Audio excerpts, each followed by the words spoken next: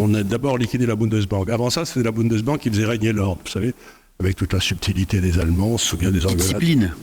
Discipline. Discipline.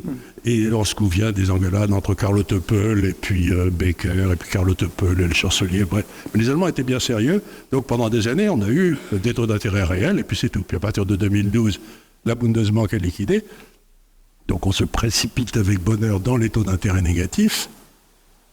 Et alors là, bon, vous avez eu le Covid qui est arrivé en deuxième, quoi, paf. Il y a eu quand même la crise financière de 2008-2009 qui a permis de maintenir les taux bas, mais le Covid est arrivé. Et alors là, on voit quelque chose de très curieux. On voit, pour la première fois, les taux longs chinois qui se détachent des taux longs américains. C'est-à-dire que jusqu'à 2020, les taux longs chinois suivaient les taux américains. Et depuis, c'est passé ce qui s'était passé en 1974 avec le Bund qui s'était détaché du Trésor.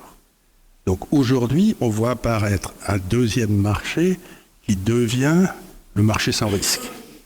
C'est le 10 ans chinois. Le 10 ans chez les chinois sont en train de dire, si vous voulez investir dans un marché obligataire et retrouver votre fric,